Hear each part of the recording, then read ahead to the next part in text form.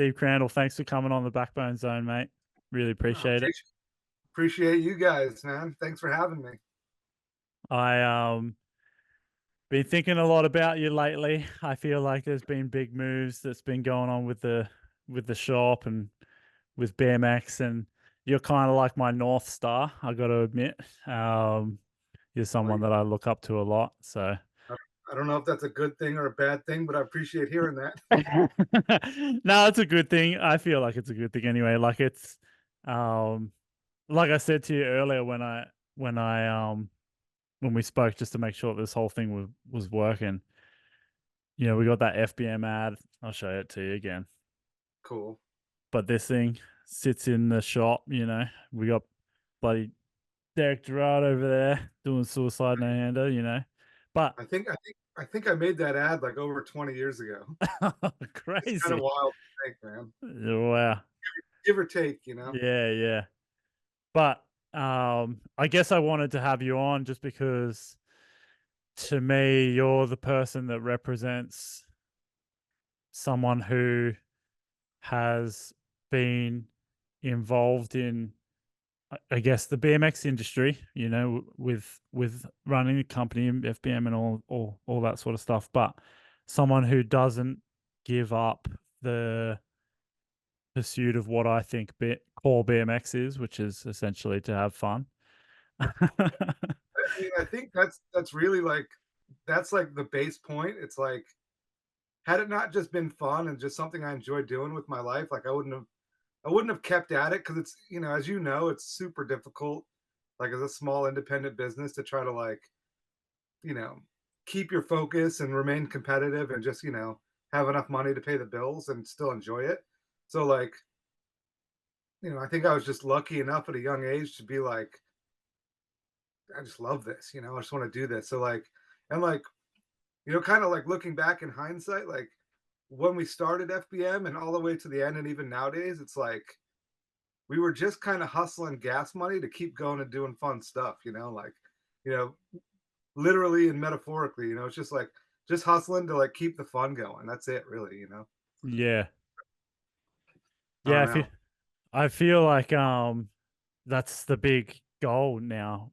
I mean, it's always the goal, but like as I get older, I start to realize that life is pretty short, and I don't want to get all sentimental straight away. But when you're young, you're just doing it because you love it and whatever, and then you get to a certain age, and I feel like a lot of my friends move into this like, oh shit, I got to be an adult now, and Yeah, I then think there's like a point when like everybody gets to like a certain age where they're like, okay, like society's put these expectations on me, and you kind of feel like you need to grow up. But then once you do it, you're like, oh shit, like that. You can do both. Like one of the things that I've learned, it's like nothing's really like. Sorry, my email is on, so I gotta like. that's all right. Um, I'm gonna start that thought over in one sec. Yeah, yeah, right. Um, like one of the things like people always look at things like it's a binary choice, like it has to be one way or another, and it's like you can like grow up and have responsibilities but still have fun and do cool shit, and it's like you don't have to like give up doing BMX so that you can, pay your bills and raise a family or do anything. It's just you just have to change how you do things and like, manage your time and like and when people do, choose one or the other, like it just kind of like I think it resonates more if you're doing a bunch of cool stuff in your life. It just makes everything that much cooler. Like Yeah, for sure. So I guess um, what we'll start with for me is I wanted to go into the whole FBM thing because again, like you being my North Star with how you've run FBM and things like that, like it's been very inspiring, and I know that you closed FBM down, but talk to me about how that even started. Like you guys obviously were some bike riders that all of a sudden decided to run a brand. Tell me what that was like like. like everyone that was a part of our core group, like the original group, we all met when we were in like seventh grade. Like Wow. Mike Tag, Gilly, Herbals, who ended up helping run the ship. Like we'd all known each other since middle school, and like there was like older locals that kind of like inspired and motivated us, like Kelly and Kim Baker and this dude named Toast. And we were just like stoked on BMX. That's really like where it all that was the catalyst for it. And we just went through high school like riding bikes and like learning about the world through BMX and magazines and videos. And just really like it was like an inspiring, fun thing to be a part of, and it just like spoke to us. And then I was like always like on the creative end with just being like into like the imagery of it all and trying to like you know create graphics and daydreaming about like the idea of having like our own company or something. And really that whole concept seemed like a long shot, but like I'd gotten a homemade screen printing kit for Christmas from my mom one year, and I just started trying to. I didn't even read the instructions. I just started trying to print T-shirts, and like I was like cutting magazine photos out, trying to figure out if I could like print them. Like I didn't even understand like how a transparency worked, but eventually like we would just start making T-shirts, and then like one thing leads to another, and then all of a sudden I'd be borrowing $100 from Tag to buy 10 T-shirts from the T-shirt factory outlet that had like blems on them, like the tag would be cut, so they couldn't sell them for as brand new. And we'd print 10 T-shirts and sell them, for and I'd end up owing money every time I borrowed money from them. But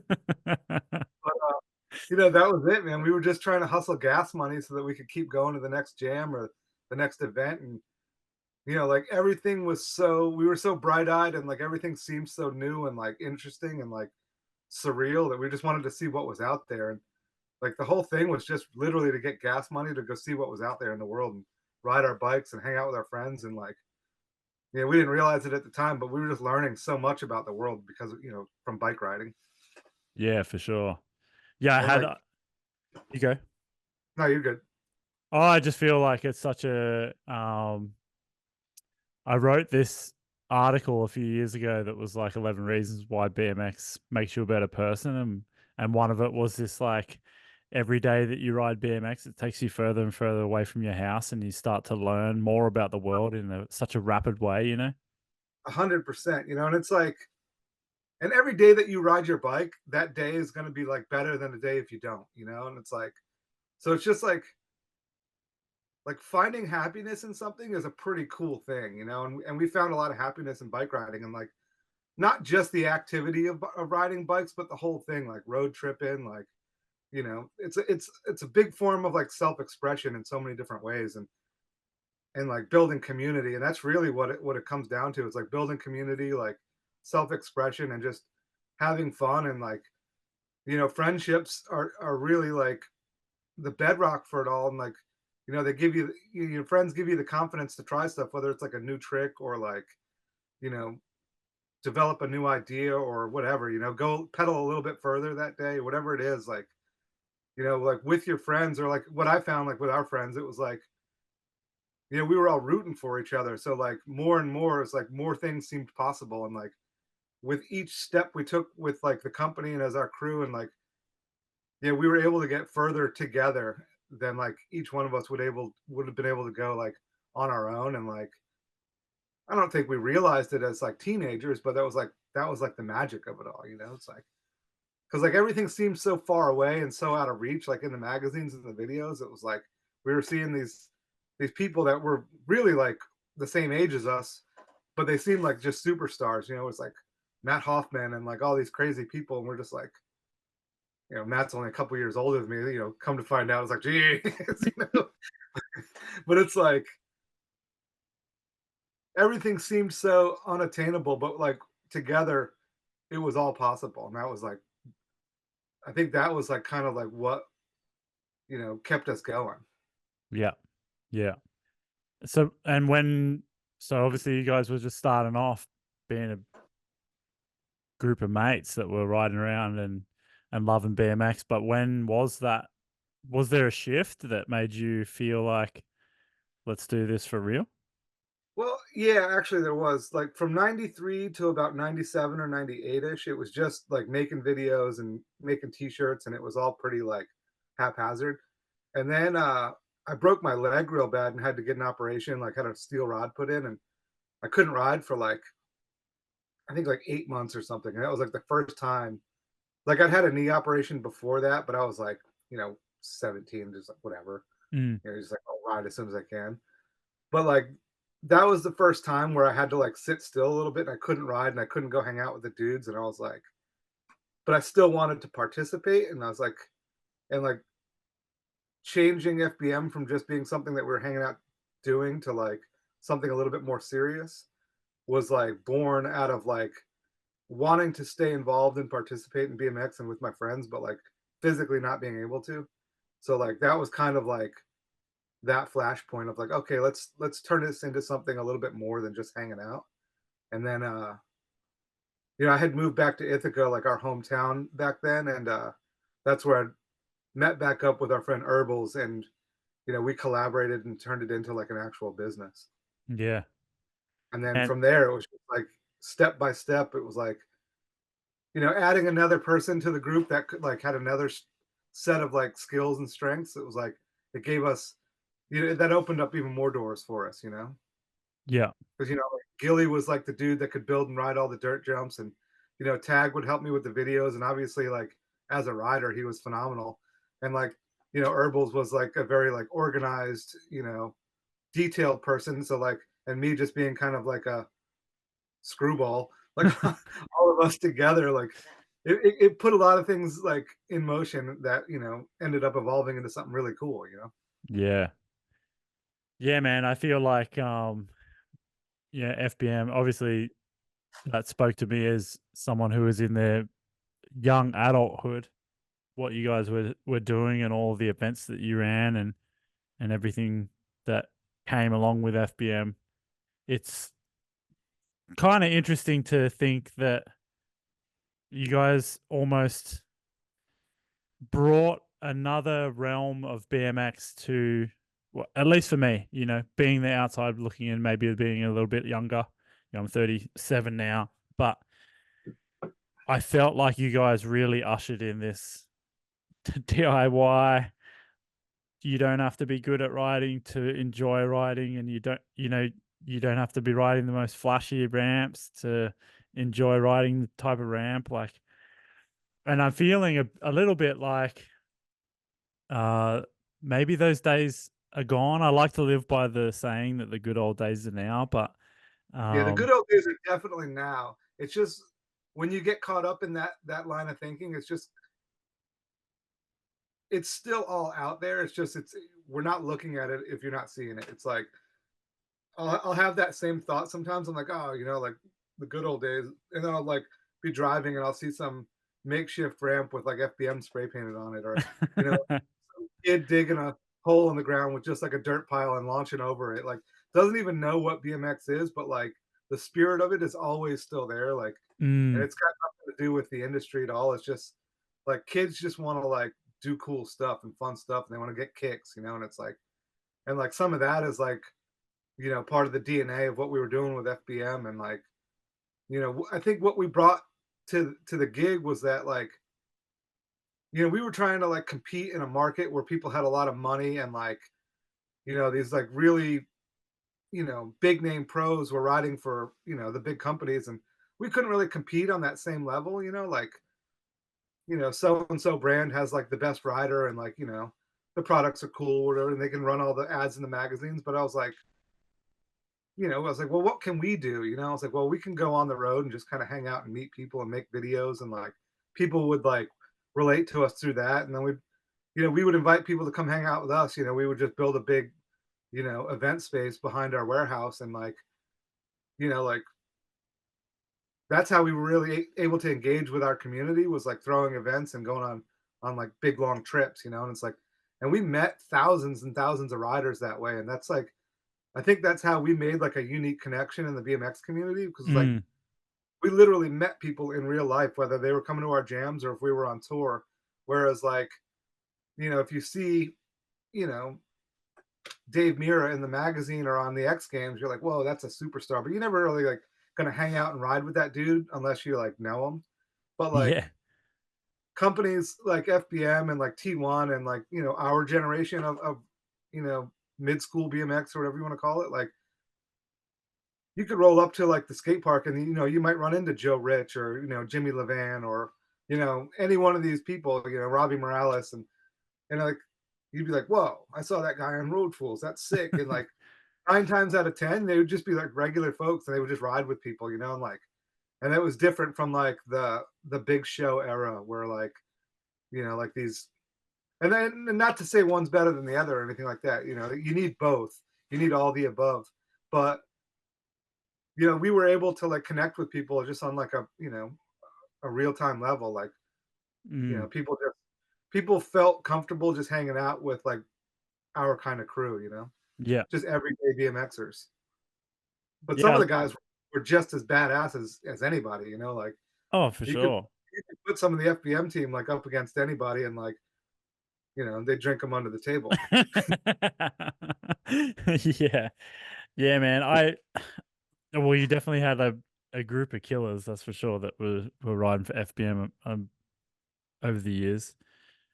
It's interesting, like, I kinda like that you said, that about that you need both. Like, I kind Yeah, of have felt pretty similar to that these days, like, because one of the things that I wanted to ask you about was just what you think a core rider is, a hardcore rider, because, and I'll just preface it with a little bit more of my thoughts. It's like these days, I really try to vouch for all aspects of BMX because I don't think that you can get the typical hardcore DIY rider. Well, maybe a little bit these days, but I always tell this story about how when I was, from probably 6 to 12 years old, I didn't know anything about BMX.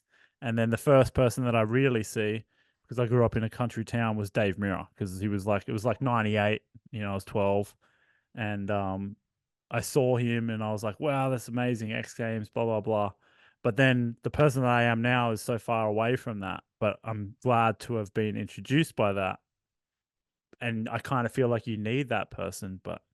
you But then, absolutely need like somebody like Dave Mira or whoever like the current version of that is to like create an access point for people that don't, you know, because not every town has a bike shop like Backbone or Empire or Circuit BMX, you know, and it's like so kids are like, you know, like I grew up in a small town too, and like we were just lucky that there was a couple older BMXers that like we were able to like see out there, but like you know back then we just you know saw stuff in magazines, so for someone to like find BMX, there needs to be like an outlet for it. There, like you might find the activity of BMX, and just you know you could be on like you know any kind of garage sale bike, but like when you see like a BMXer doing it, you're like, whoa, that is cool looking.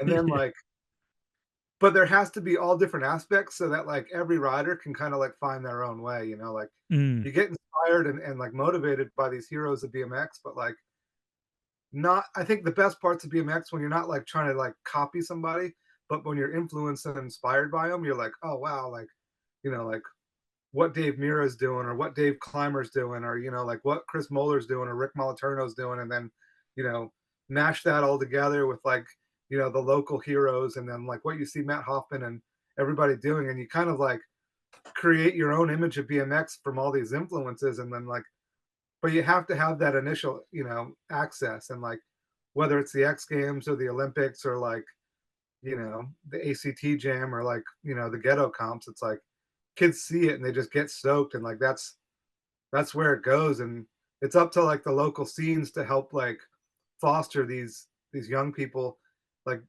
keep them stoked and keep them motivated and like, you know, give them the means to like make BMX theirs for themselves.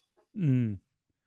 Yeah, yeah. I think you're right with like, you guys did a really good job of that with like the ghetto jams and brawling at the Belmar and even Rumble in Richmond now. Like, all of those things seem it's like another access point, especially with the ghetto jams, like to see the way that you guys were putting those together, like it was literally like it's kind of like the painting that you have in the background, like just boards on bricks, Yeah, but just on a it's bigger scale, and that it, teaches kids, like it's sick.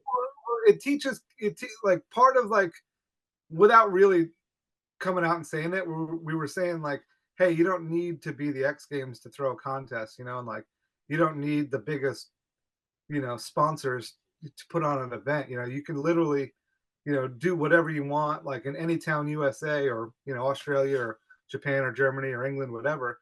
You could do whatever, and it doesn't have to be the biggest event.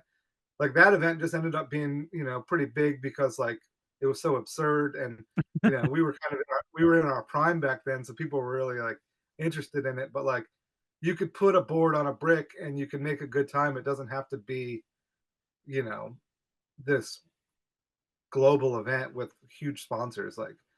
Like anything's possible, and like, and when you get people actually participating, like that was the thing about the FBM events. It was like you'd have Brian Foster riding next to like a 16-year-old Chris Childs, you know, like, you know, or anybody like that, and you're like, there was no, there wasn't like the stage and the audience. It was like Mm.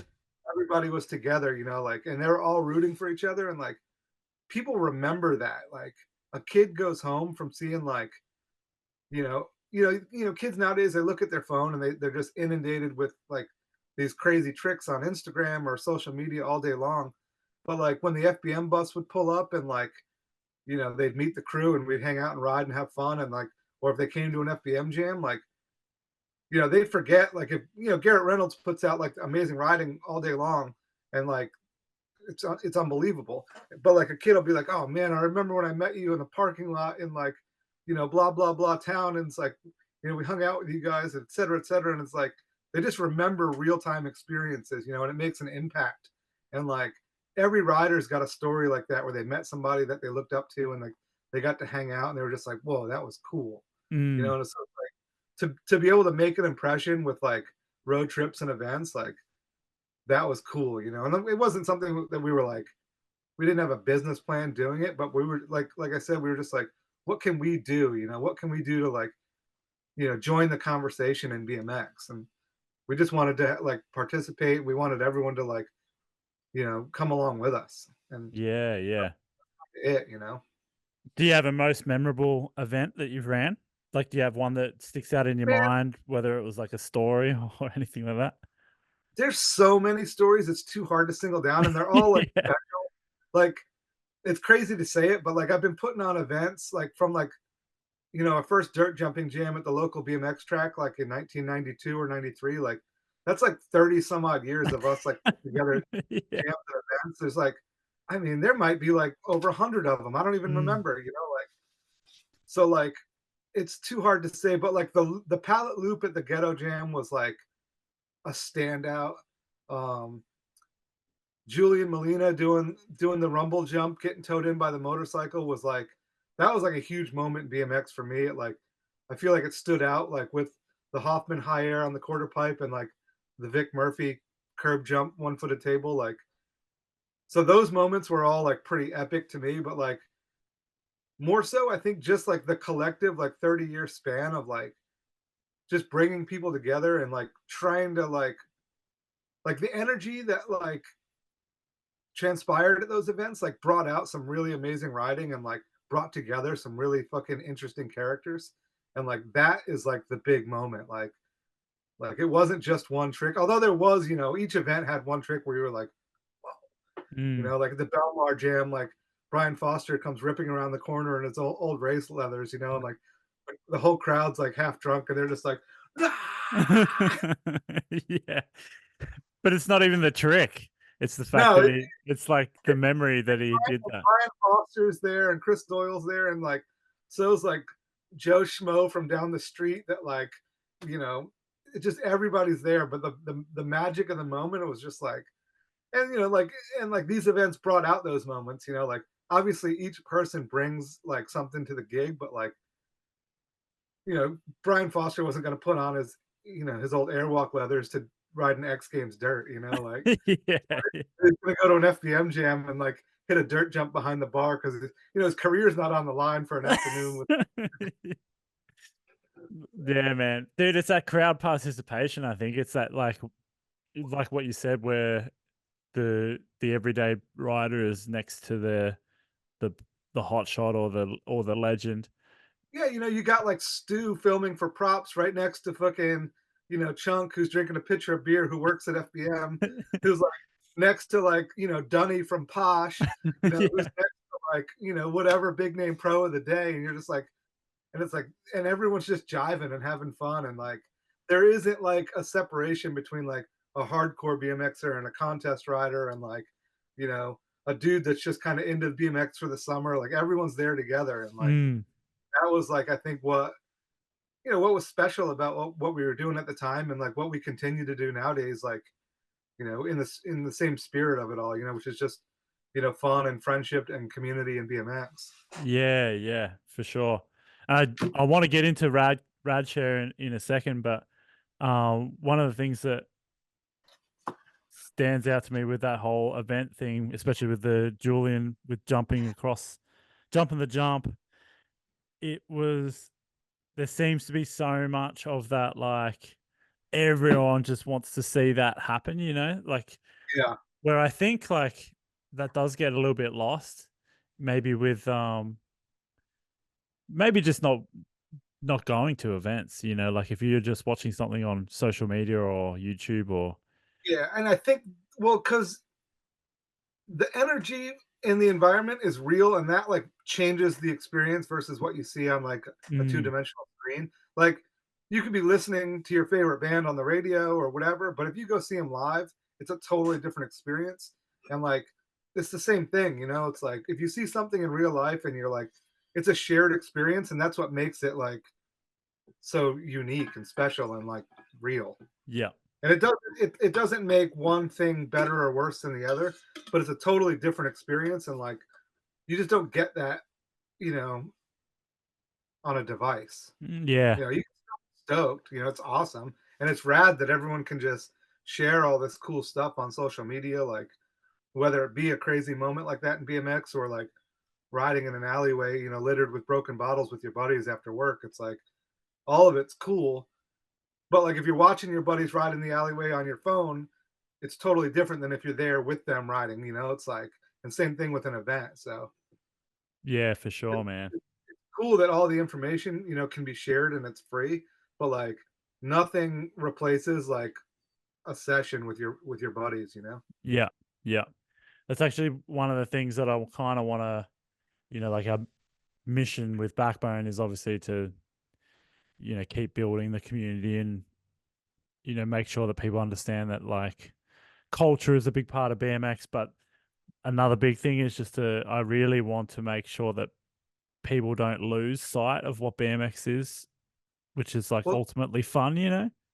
and I think it's a good thing you say that, like, because like the culture of BMX and like the BMX industry are like two totally different things, and like, you know, even like, you know, the event stuff nowadays, it's gotten a little bit more serious. Like the culture of BMX is like the community and like the self-expression of it all. Like the BMX industry is just like selling stuff. And like I talk to people that, you know, I've known for 25 years, and they're always like, "Oh, you know," they talk about BMX as if it's just like based on, you know, how healthy sales are, and it's like that's not the same thing as riding and like people just out there like, you know, sharing something cool together.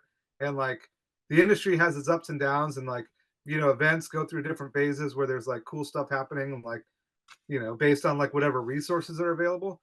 But BMX isn't that. You know, that's just like a part of the that's those are like aspects of the BMX industry and the media.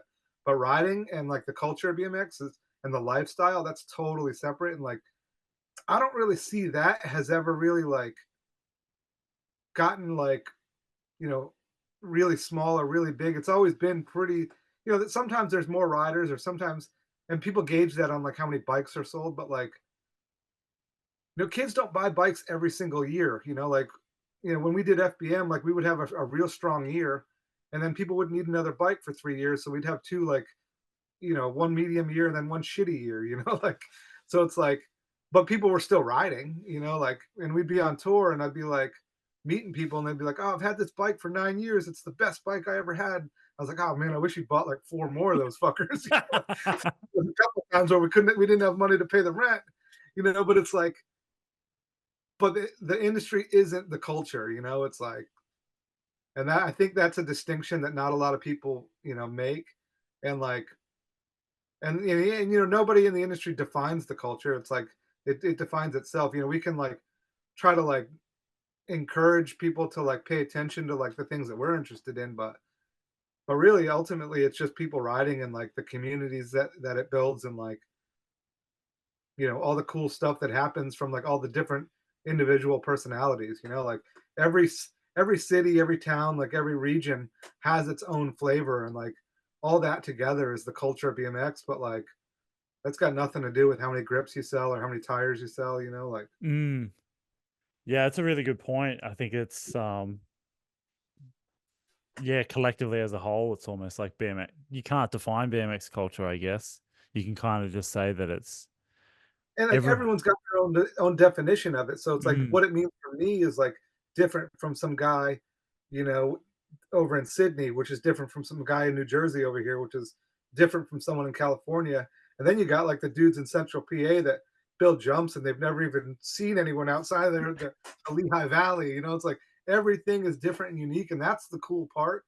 But I mm, think everyone thinks that what they're doing, like you see a lot of stuff on Instagram or whatever, like comments, they're like, this is BMX, or like, something to that effect when they see something that they like and like, yeah, this is BMX, but that doesn't mean that something else isn't also BMX. It's all BMX, and it's like, I watch, some of the riders that compete in the FISA events and the Olympics and stuff, and I'm like shocked. I'm like, what the hell is going on there? But like that's BMX, but I don't ride with those guys. So like it's totally different than me getting some coffee laps on a Tuesday morning, by myself on some dirt jumps, but it's all BMX, and it's like, and that's totally different than some guy like that's, grew up watching animal videos that's doing a crooked grind. It's like it's so there's room for all of it, and I that's think right. Yeah, there is. that's the thing. It's like it's fun for everyone and BMX is for everyone and people sometimes lose sight of that because everyone wants to feel like validated and seen in some way, and Mm, it's like and the media pays attention to whatever's cool and marketable, so like that kind of dictates what's popular, but like what's popular don't mean shit. It's like what you enjoy doing and what's fun, like that's the real deal. Like, like I'm a fucking old guy and I ride by myself half the time, and it's like, sometimes I'm like, man, I really wish I could jump jumps like the Credence dudes, or like like I don't wish we I could all? I wish I could ride like those fast and loose guys and like, it's like, but like at the same time, like I'll actually hang out with those dudes and they'll still be like supportive of like, you know, my modest efforts, like, like last year, fucking Matty Aquazap came through and he's like, I'm passing through town. I want to catch a couple laps with you. And like, I almost felt like he was doing me like he was being generous with his time by just riding like the local pump track with me. And it was like, but it was so cool that like it meant so much to me that somebody that I like look up to and admire, like a current like, standout pro was like, oh, I just want to come hang out and ride. And like to me, like that said so much about like, you know, what I consider to be like healthy BMX, like, Mm. and then like a day later I saw a podcast and they're like, oh, the BMX industry is a mess, and I was like, I don't know, I just rode with Maddie. It was fucking cool. Yeah, that's rad, man.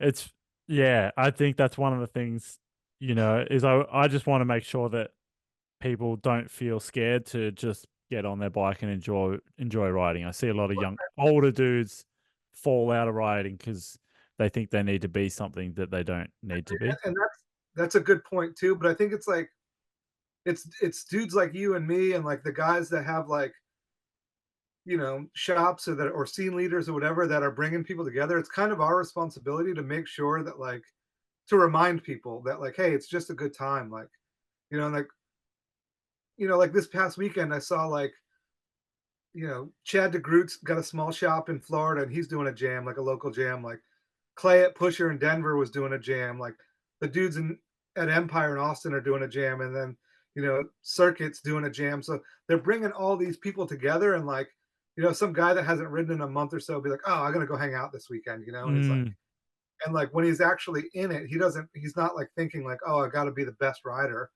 but like it reminds people that like, oh, this is just fun. Like it's not a big deal. Like, and to your point earlier, like dudes get older and they feel like the pressure to like, you know, be a part of society, like that they like were trained to like believe is important.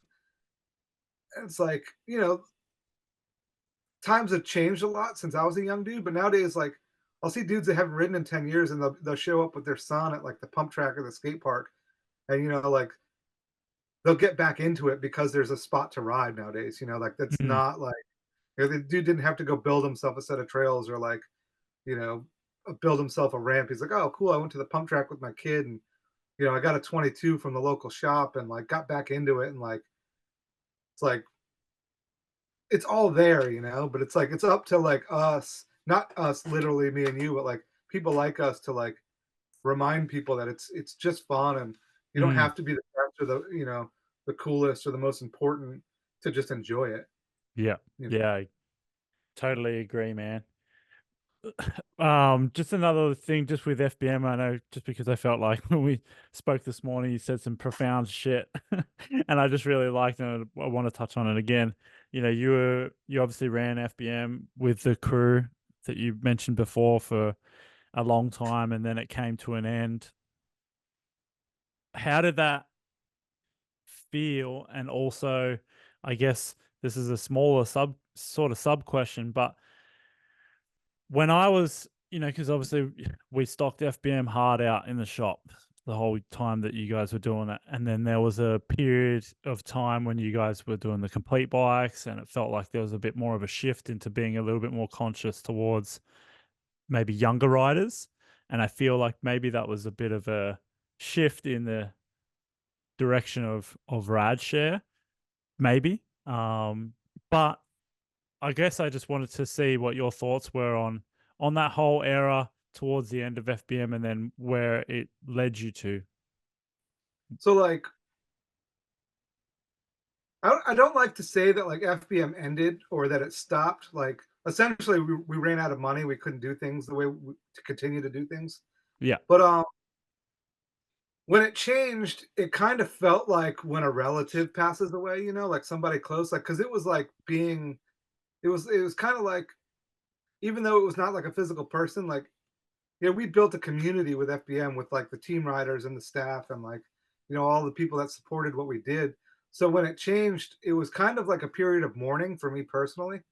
Like, and it was pretty difficult. Like I was like, well, who am I now? Like, because FBM was like, you know, a big part of like the public image of me. It was like, oh, Steve from FBM, or the Cran man, or whatever. And I was like, so it was like, it was tough to differentiate like who I was as a part of FBM and just who I was as a BMXer.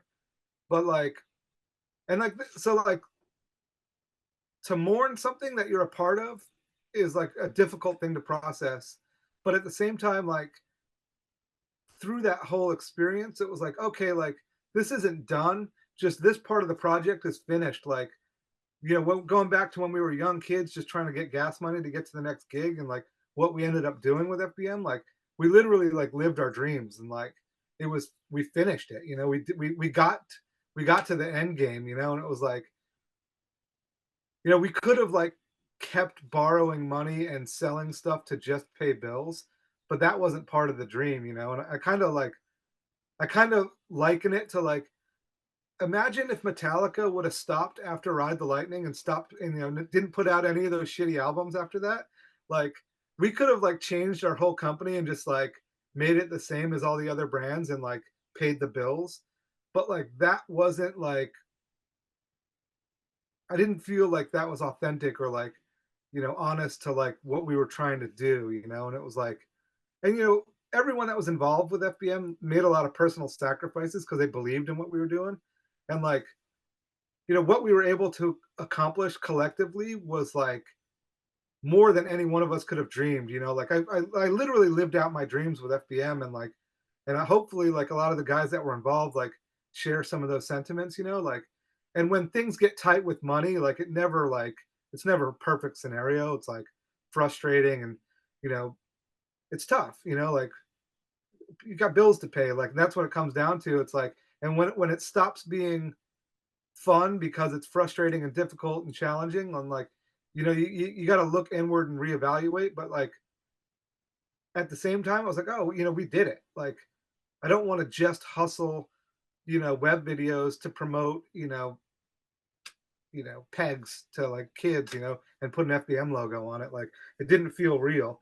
And and we put in over 25 years, so it was like, okay, like I feel good about like what we did and what we contributed and what we accomplished. But like, they have this thing over here called the American Dream, and I thought it was like, building this business and being successful with American manufacturing and all this stuff. But like, really, what the American Dream was for us is like we built a community and we'd shared our ideas and we built these lifelong friendships, and like, people were happy to like, get involved in what we were doing. And like, and I realized after the fact, I was like, damn, the American Dream was like us, like what we did and like what we were able to share and like the community we built. And it wasn't something tangible that you could like buy and sell. It was like something that we shared with everybody. And like in that idea, like that's where Radshare was born. It was like, what can we share with BMX? What can we continue to do to, make BMX fun for everybody and like, invite people to like, participate in this thing that's really cool and life changing and meaningful.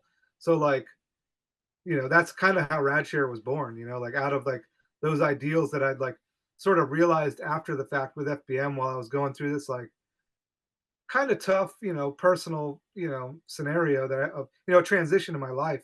I was like getting older. I was like in my 40s. I'd spent my whole life doing FBM, and I was like, didn't I didn't we'd finished what we were doing with FBM, but I didn't feel done in BMX. And like I wanted to like stay, involved in a part of the conversation, but I didn't really want to sell things anymore. I didn't want to like market things to people. I didn't want to like, it felt just like bullshit at that point to try to like just sell shit to people. No offense to people selling stuff. It's all part of it. But for me personally, I was like, I got to a point where I wanted to share more than like, you know, try to gain something, because it's like just selling stuff is not contributing to BMX in the same way as like, putting on events or getting people like into BMX, I'm like, I don't know.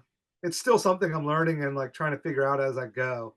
But in the same vein, like I'm not doing it by myself. Like, I've got a partner named Nate Hanger, and then like these people that are part of our community that volunteer and help out, and like, we advocate and build, spots for people to ride, and, you know, people support Radshare, and we're able to like get kids on bikes, and we give free helmets to people.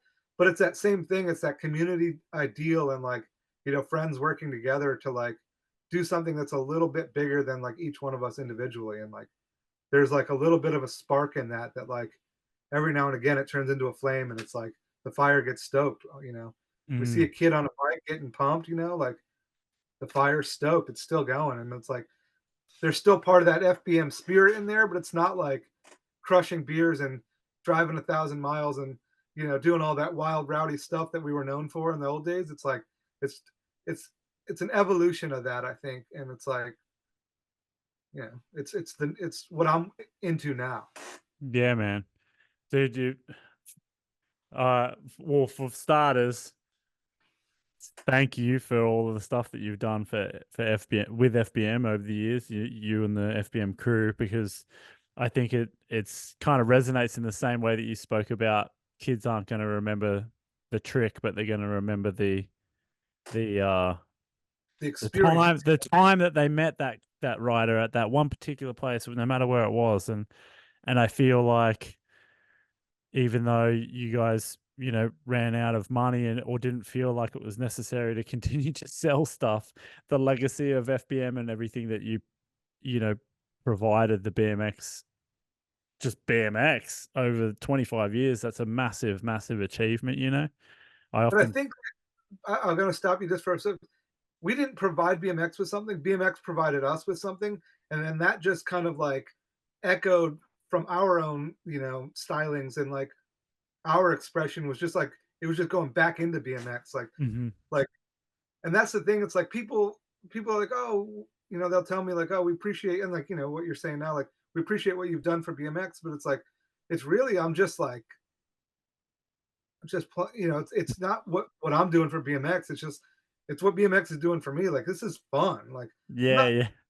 I'm not doing this because of like a sense of duty. It's although I do have a sense of responsibility. It's like no, I want to be involved in BMX, and that's what it all is. It's not like Mm. doing something for BMX. It's like being involved in BMX, and like like so it's I just I'm trying to figure it all out as I go, like I said, but like nobody's doing stuff for BMX except for people that are just trying to sell stuff, you know, like, Yeah. and they're not doing it. They're not always doing it for BMX. They're doing it so that they can like, achieve something that's like doesn't feel the same as just being a part of it, like the same way I'm still digging on the jumps. It's like I don't want to just show up to a spot and ride. Like I want to like be a part of the whole process. I'm like Yeah. building building something that I can ride and like hopefully, I'll get some help building it so it'll go a little bit quicker and my back won't hurt as bad, but like it'll be like, like and I think that's like a pretty good analogy. It's like you could build a set of trails by yourself and it'll be cool and you'll have fun riding it. But if you have a crew helping you build, you'll get so much more done and there'll be like so many different elements to it and like different ways to do problem solving along the way that'll like make the trails so much better. And like that's kinda it right there. It's like and Yeah. you're not building it for somebody, you're just involved in building something and doing something in BMX. And you get to share it with people rather That's than yeah, that's the bit right there. It's like, mm, it's a shared experience, you know? yeah, yeah, yeah. Yeah, so, And I that mean oh, that's what Rad Share is, it's sharing rad experiences, it's like and it's not something like I said, it's not something tangible all the time, like, if we get a kid on a bike and we give him a free helmet, that's tangible, but, like, if we teach a kid or share an idea with a kid and like he can make BMX part of his life or her life or whatever, then like that's important, because like you can make your own life like a little bit more fun, a little bit more interesting, and a little bit better through BMX. Like and like we talked about earlier, like you think about how much we've learned about ourselves and about the world from like riding bikes and traveling and like meeting, all different types of people, like and that's how you like learn about the good stuff. It's like meeting different people, and it's like, and mm. 9 times out of 10, they're cool, like you meet some fucking weirdos out there, but like you meet cool people and you're like, oh damn, like I would have never thought about it like that. It's like you learn a different perspective about things, whether it's like a worldview or how to ride a ramp, or you see some dudes or whoever from a different scene and they're like they have a totally different approach to things, and you're like, whoa, that's cool. Mm. And whether it's building or riding or like, even just the way they party. Like Yeah, yeah. For sure. Now, well, like, with Radshare, so it's a not-for-profit, is that how it works? I'm not sure how yeah, it works over there. it's a nonprofit, so like Not-profit, yeah. we have to like apply to get that status, and then we have to be like kind of follow these guidelines of like how the business is run. So Mhm. it's like a normal business kind of, but more of it is like fundraising. Yep. But we do the drop-in coffee to help support it. So we Oh, sell coffee cool. to like support the nonprofit, and we use that money to like buy bikes, to buy helmets, and to put on events. And like one of the other cool things, like beyond just trying to get young people involved, it's like we try to support the industry by like we buy helmets off of Ronnie Bonner. It's a BMX company. Yeah, And yeah. like sometimes companies like Kink and Sunday and Colt and S&M have like made donations to Radshare and like Odyssey, but we're also buying stuff from these people so that we can like try to support BMX on like two on a bunch of different levels. For sure, So it's yeah. not so it's like so we're using the money we raise to like try to support BMX like as much as possible from all different angles.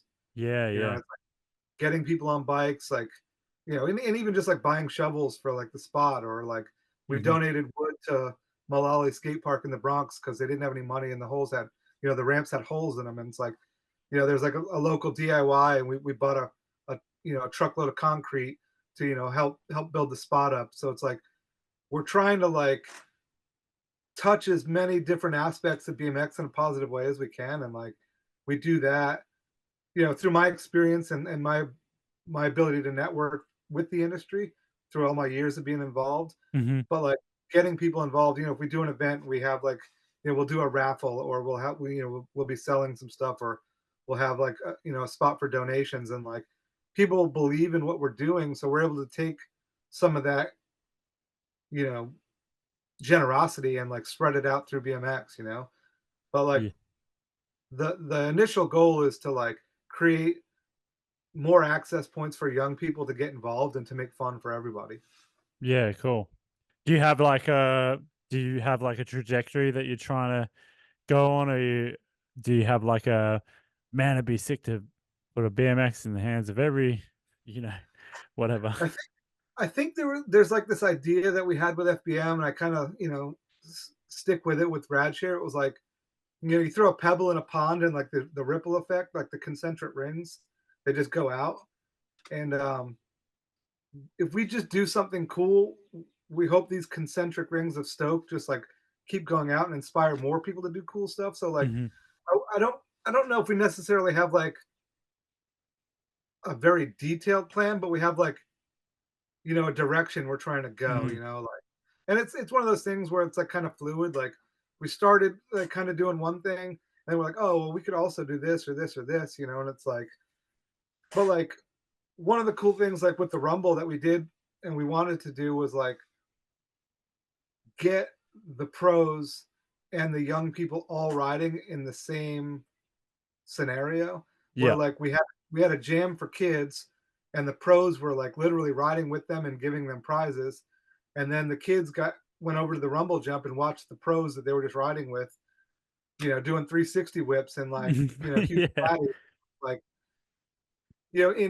in other sports, you're not going to see the top athletes like hanging out with and riding with the kids and the fans and the supporters, and like and that's one of the cool things about BMX is that that happens, and like and it goes back to that thing like I was saying, like on tour or at like the FBM events. Like imagine being a kid just learning about BMX and you see like Dennis Anderson and he gives you Yeah. like a Vans goodie bag of stuff because you were just riding with him. Like that can change somebody's Oh, life. without a Like doubt. and can you just imagine being at like the local basketball court and Michael Jordan rolls up and has a game of hoops with you? He's like, "Here, have shoes." You'd shit your pants. Yeah. Yeah, I say that all the time about BMX and how powerful that is. Like And I think no other sport you get to do that, you know? I think that's where part of the magic is, and it's like or whatever you want to call it. Like that's the Mm, juice right there. It's like yeah. and like it's like our ability to be able to like make those connections and like try to like make cool stuff like that happen. So these things can like have a positive impact. Like that's it right there. And then, along the way too, we're also like giving kids bikes and giving kids helmets and just like, but we're sharing rad experiences and like that can be life changing. And that's it right there. Yeah, yeah. Even me, like I've been around BMX since like the 80s and I meet Dennis Anderson and I'm like, holy shit, dude, this guy fucking guy, man. Like I Uh, still get star dazzled, like yeah. Yeah, same here. I'm still still fan out on everyone. it's It it's cool, man. it's BMX, even after all these years, BMX still blows my mind. It's just like that fucking cool, man. yeah, for sure, man. Um, with with Radshare, like I think it's obviously a sick idea, just to be able to help kids experience BMX. Was it something like how would you if someone came up to you and was like, Steve, I want to be able to figure out how to do this in my town, like how does that even work? Well, kind of like with the same ideas, like when we did FBM jams, it was like you didn't need to do like this big thing to do something. Mm, Like Radshare literally started like this kid Jonathan showed up at the local pump track, like with like a hand-me-down bike, and he was like flat tire, and he just like was dragging it up to the roll-in, and he would borrow someone's bike and like rip, and he was like a little kid, and we're like, it's like man, like this kid, like he's not gonna have access to a bike. He can't go to the local shop and get a bike. It was like it just wasn't in the cards for him, and like I bought a kink, like me and Nate bought a kink like entry level complete from the dudes at Kink, and we gave it to him, and the dude just started ripping. And wow. and there was a Gold Cup race this past weekend, and he's making mains in 15x now. Oh, Like, crazy. Wow. but it's like we literally just and like you can just piece you know old bike parts together to like share with people. Like you don't have to like you don't have to be doing some big thing to be doing something that like Mm, is cool. So it's like people do ask me how to start a nonprofit, and it's not a simple answer, you know, but it's Yeah, like for sure. you don't have to just you don't have to make something an official business to do something cool. We just Yeah. did it because we kind of had aspirations to try to like, grow it and like I didn't want to just give one bike away. I wanted to like take that idea and do it as much because there's so many kids out there that like, it's not easy to get a BMX bike. Like not every town has a cool shop, like Mm. and like if a kid has a shitty bike, like he showed up, he was basically dragging that bike because it was a piece of shit. Yeah. Like, so like if a kid has a bike that's like decent and like, safe and works good, like he's gonna have a good experience and he's gonna stick with it longer than if he's like, can't ride, like Mm. so like we just literally were like, he kept coming back and like borrowing people's bikes and he was ripping and it was like obviously he's like not just showing up for one day and then, and like I said, this weekend he was racing and he was ripping and he's a cool kid and like, the world's filled with distractions and they're not always good ones, but BMX is something that can like, you know, provide like a good path towards like, doing fun shit for forever, Mm. you know. For So like sure. so to your point, like just do stuff. Yeah. Find cool people that you want to do cool stuff with and just start doing it. And then like, you know, all the information's on the internet for how to like grow and like evolve into something more official. Yeah. But, like, it doesn't have to be, like, and you don't have to do it forever. You could be like, "All right, this summer we gave out 10 bikes to people, and that was cool, and, now, I'm busy with other stuff," like, Yeah. like, it's like, it's not like you're signing up for, like, the military and you're like, "All right, I gotta do 10 years." It's like, Yeah. you just gotta do what you wanna do, and, like and if you're not into it anymore, just do something else. Yeah. And, like, in any aspect of BMX. Yeah. Yeah, I mean, that's what you did with FBM. Obviously, it was a little bit more complicated than that, but, you kinda saw where you wanted to go and that you weren't headed in that direction, so Yeah, it's it I definitely agree with a lot of it is just time too, like, the jam that I run now is, one of the biggest around, but it didn't start that way. You yeah, just and you just gotta start. Just kick it off. everything evolves and grows, it's like like we would do 3 events per like thing, like we did the Belmar 3 times, we did the Ghetto Comp 3 times, et cetera, et cetera. And the first one was never big, but the third one would be like, the word gets around and people are like, "Oh, I can't miss it this year. I'm gonna Yeah. go." And Yeah. and you experienced it with the ACT Jam. It's like it's so cool, and people that weren't there are like, "Man, I gotta get to the next one," or like their buddies come back to their hometown and they're like, "You're not gonna believe the shit I saw, man." And like, and Yeah. and it doesn't and the jam or whatever it is just like an example of it. It could be Mm. anything, It can be like anything. That's right. that's like illustrates the point. It's like you do something cool, and it doesn't have to. You don't have to like throw a jam, and the first one's going to be the biggest thing you ever saw. Like it's not. That's not realistic. Mm. It's cool if it is, but it's like like Swamp Fest, like it's this amazing creature of an event down in Florida. Like the first one was like a fraction of the size, but it, like people get excited and inspired by it and they want to like go check it out. And it's like, and now it's like one of the biggest events in BMX. And it's like, Yeah.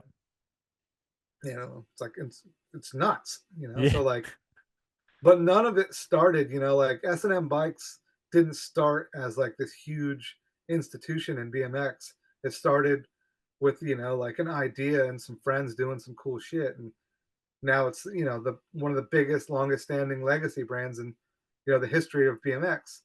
And like there's all different kinds of examples of that. So like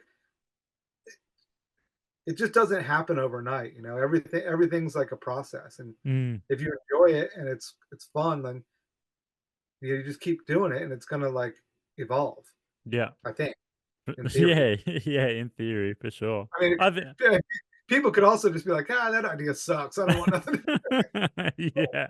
We've all had them, I've had some ideas over the years where I was like, "This is it, man. We striking gold with this one," and it'd be like crickets. They'd be like, "Well, that idea didn't work." But that's the whole like beauty of like being part of like a group where like, I'd have some idea and John Lee would be like, "I don't know, dude, that's a fucking dumb idea." And I'd be like, "Oh yeah, maybe you're right," like, and like, all of us, like somebody be like, "What do you think of this idea?" And then be like, everyone would jump on board and be like, "Man, that is awesome. Let's do it." And like someone would be like, "What about this?" And we'd be like, "Ooh, I don't know about that." So it's like the group, like, like everything's better in the group. It's like sometimes, if you're hanging out with a bunch of bummer dudes, everything they're like, that idea sucks. You'll never clear that set of doubles, like, so you got to put yourself around the right kind of people. But like, it's good to have like to not exist in an echo chamber and Yeah. have people that like check you for your dumb shit, but also like encourage you for like the cool shit, like, and Yeah, that's like, yeah. and that's, like, it goes back to like I was talking about the trails. It's like, oh, let's build this jump here, and everyone's like, that idea is stupid. And then you like everybody like collaborates, and you're like, all of a sudden you've got a better idea over here that's different, and Yeah, it's like yeah. put it together, and it's like, and that's cool, man. Mm. Yeah, man. I think the trail example is a good part of the, you know, what we were talking about earlier too, just with like you said there's a million examples in BMX, but like you don't start out by building posh. You might be thinking about posh as being what you're trying to get to, but trails But start pretty small. every trail starts with one shovel going into the ground, and then it's That's like right, yeah. Posh is like the holy grail of all cool shit in BMX, in my opinion. Mm, But it was like a group of people working together, like making something that was like bigger than they probably could have ever imagined, that impacted so many people in such a positive way. It's like changed the course of history in BMX. Like, you wouldn't have X Games dirt if it wasn't for Posh, mm, like it literally inspired, like the idea would have happened, but like Posh like cemented it into like, what dirt was going to be in BMX, like, we went there in like 92 to the first Posh. We were building jumps like in the yard, and it would just be like one jump, and then we'd pedal, and then another jump. And it was like, yeah, we went to Posh, and we are like, holy shit, dude, like, look at all these jumps, and look at how they built them. They were giant, and they were like, damn, there's jumps like you don't have to pedal between these two, like, it was like a whole different experience. And like, that was over 30 something years ago, it's yeah, like, wow. and it's like, and that just goes to the whole point. Like, we went somewhere and we were inspired and influenced by like a whole different crew of people, and like it changed the way we looked at the world. And it was like, that wouldn't have happened if we weren't on our BMX bikes trying to go check out cool shit, and it's like, Mm.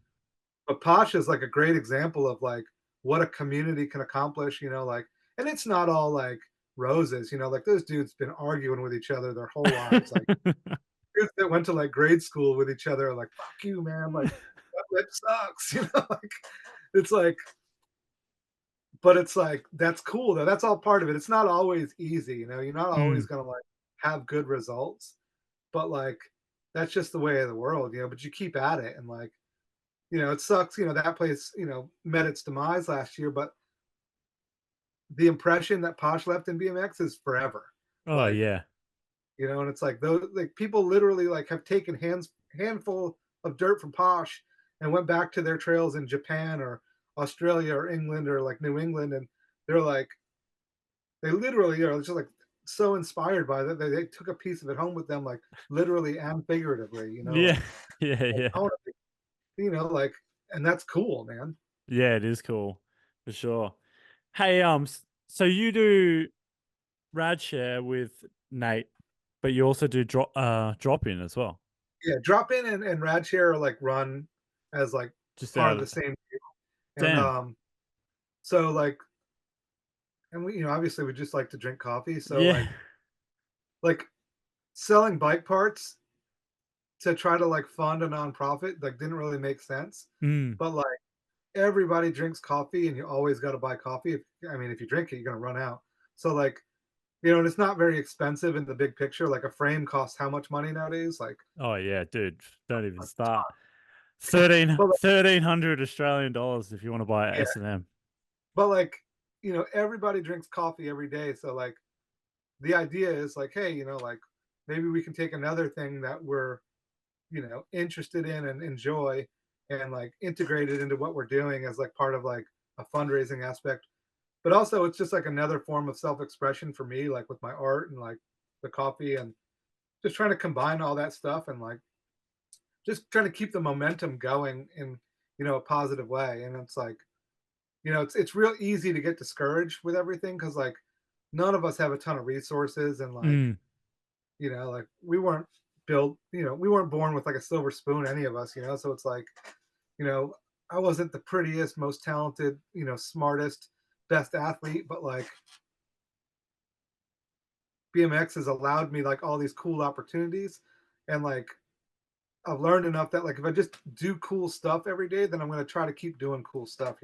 And whether it's like art or like working on coffee stuff with Drop In or an event with Radshare or just working on the jumps or going to meet up with the guys at the DIY spot, like it's all like connected and like I said, it's all part of like self-expression and just like shared experiences. And so, I'm just trying to do cool stuff and with cool people.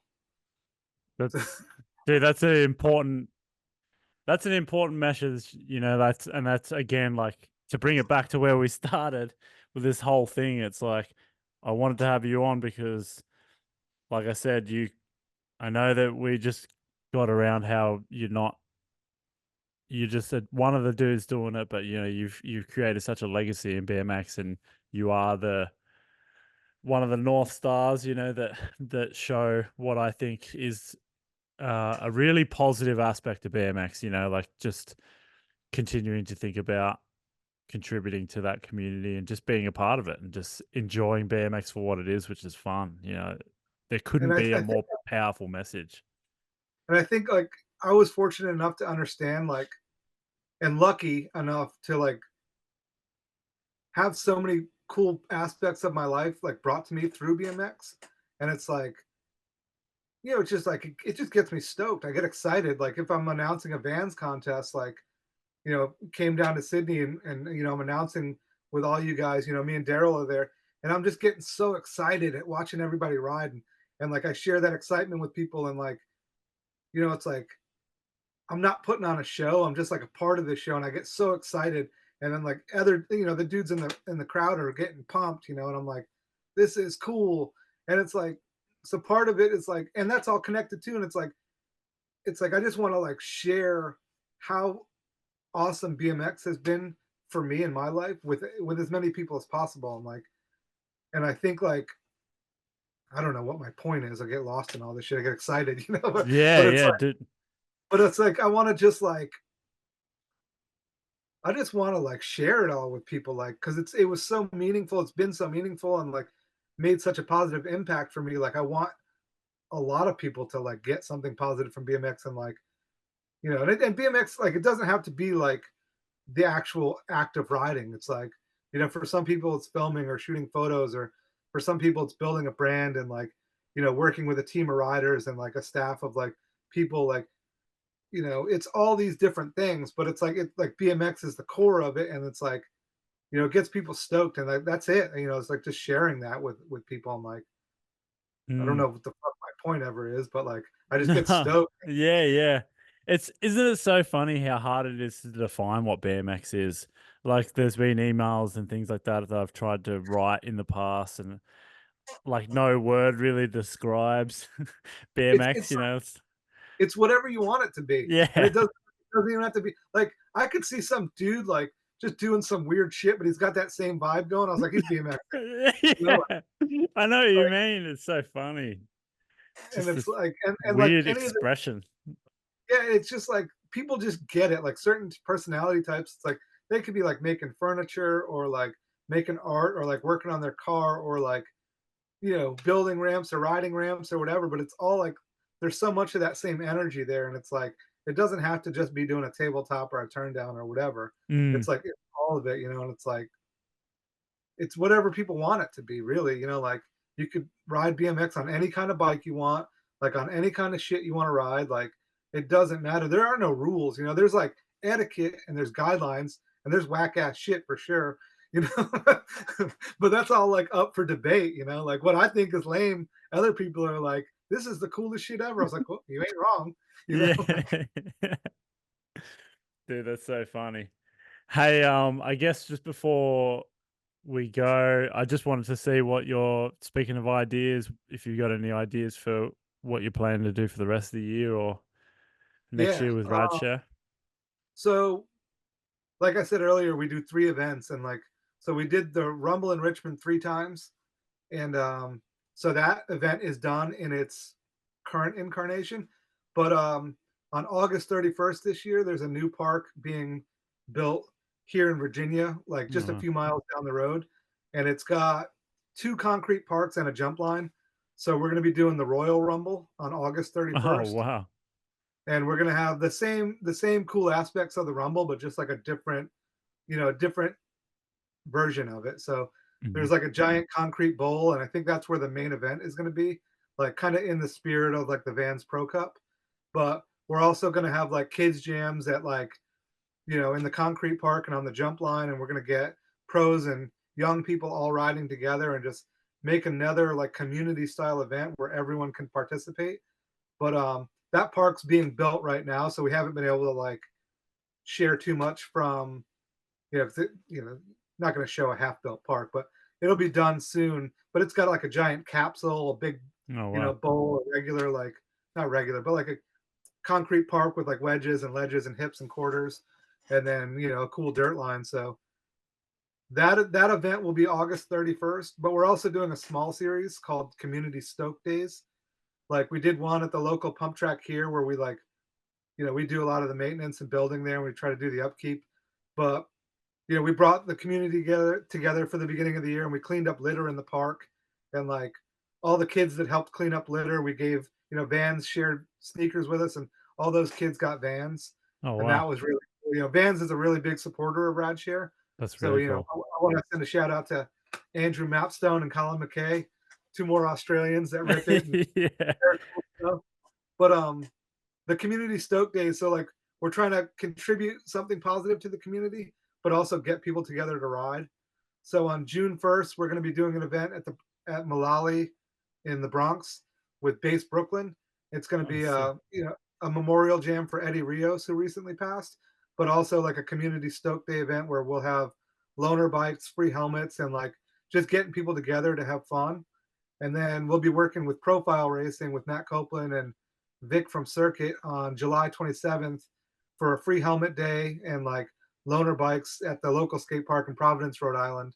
So like we're doing these smaller events just to get people together, and then the big event will be the Royal Rumble, and then after that we'll see. Like hopefully we'll do a couple more Mm. community days in the fall, but like those are like just small like local events, but like tons of riders come out and everyone has fun. Like I was saying before, it doesn't have to be this giant massive event to like be fun and like to get people involved.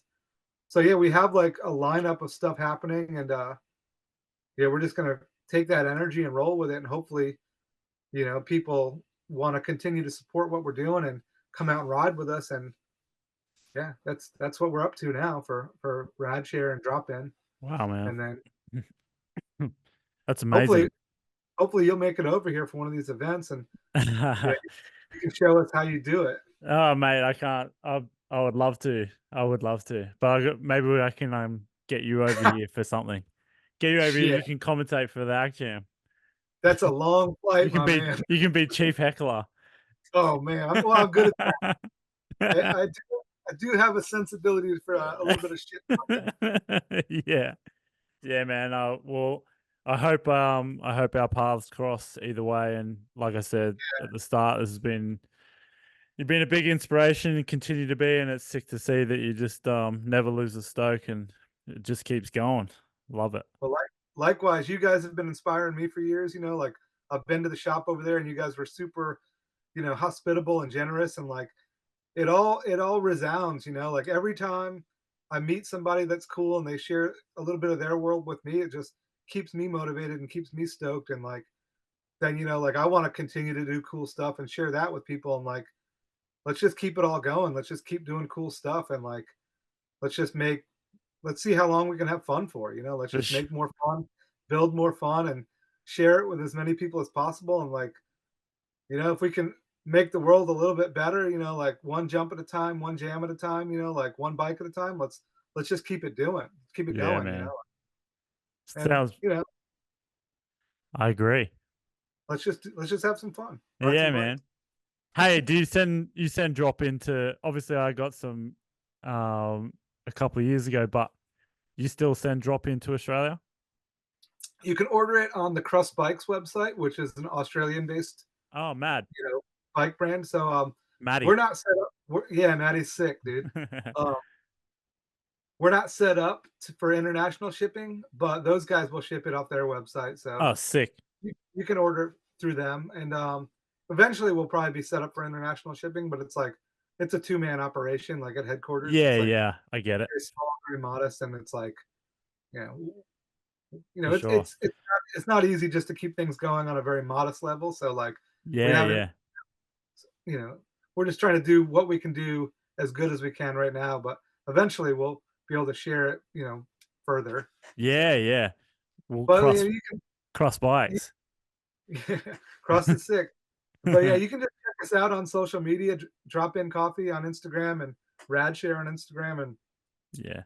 if you want to make a donation to support Radshare, it's radshare.org/donate. And Sick. we just want to say thanks to everybody that supports what we do. Like Vans is a big supporter, like all the sponsors and everybody that contributes to what we do, the locals here in Richmond and all the spots where we travel to. Like BMX is awesome, and we thank you all for keeping us involved and helping us stay stoked. Awesome, man. Yeah, well, thanks again, Steve. I appreciate you coming on. Appreciate S- you having me, man. Thank you so much. Sick to have you. All right, mate. I'll speak to you again. See you, brother. Peace.